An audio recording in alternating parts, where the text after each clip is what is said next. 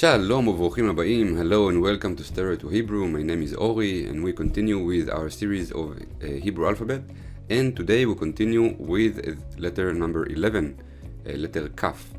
So letter Kaf could be a few things, two things mainly, but it also has a version that is written differently in the end than in the beginning or the middle.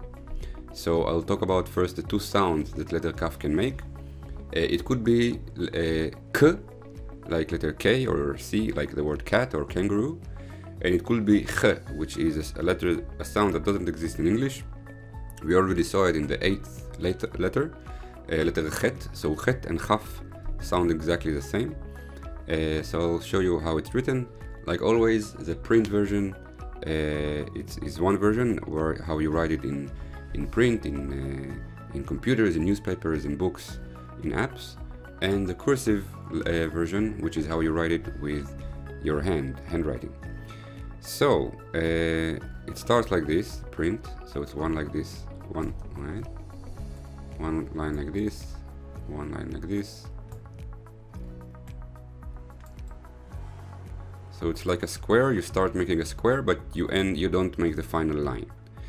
So this is Kaf, and in order for it to be a K and not Ch, so if you add the Nikkud, the vowel system, so the vowel system doesn't only make the A or E sound. I mean, the Nikkud system doesn't only have the vowels, it also adds this thing that is called dagesh. We saw it already in the letter Bet. Letter Bet could be B, like B, or V, like V. So also with letter Kaf, if you have the dot, the dagesh inside, so the dagesh makes it K.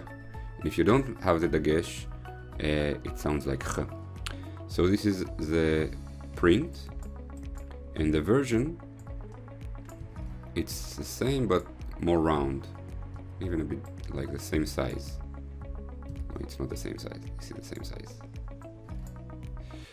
So this is Kaf. But when you write in cursive, when you write with the handwriting, and also again when you I said it in the previous letters, also in print, usually you don't see the Kaf, so you need to know, you don't see the dot, the gesh, so you need to know if it's Kaf or Chaf by context. So and it's not easy, but you get used to it at some point, especially with words that you see often. So this is Kaf. It's hard to write with the mouse. So this is Kaf.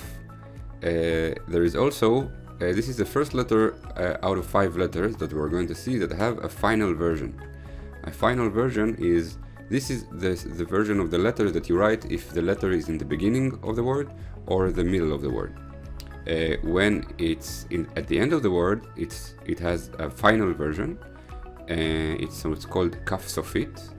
Sofit means final, and it looks like this. In the print, right? It's like this. This thing is long, and this thing is not the same length, but also not super short, because if it's a bit shorter, it's another letter. So it's this length. So it starts like a normal Kaf, but then instead of going left here, it goes down. So this is the print, and the cursive also starts the same, like a normal Kaf, but then you add this line. So this is Kaf Sofit. Kaf Sofit means final Kaf. So I will write a few letters, a few words with this letter, sorry. So if I write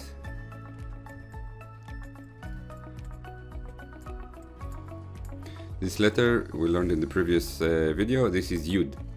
So K, and this dot makes the E sound, and then Yud completes the E sound. So it's Ki. So this is the print, and the cursive is like this. Ki. Ki means because. I know it's not a beautiful E, but because. So this is also in the print, you usually don't see these dots, you just know it's K even though you don't see the dots. So Ki is because. I'll write another one here because I don't have a lot of room. So now I'll show you how it could be with one word, how it could be both k and ch in one word, which is a very popular word. So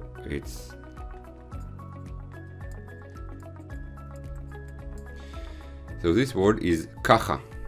Kacha. So this is k and this line is a. This is ch because it doesn't have the dot, so it's ch, and this is a again.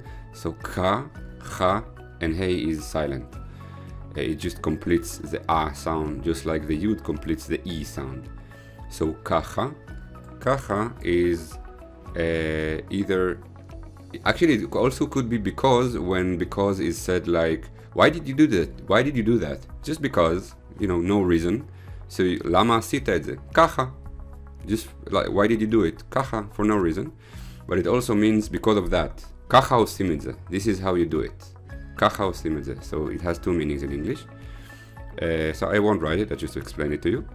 And it takes a long time to write in English. And another word where you see, so here you could see k and ch in the same word. So it's the same letter. And I will write it in cursive. So it's like this.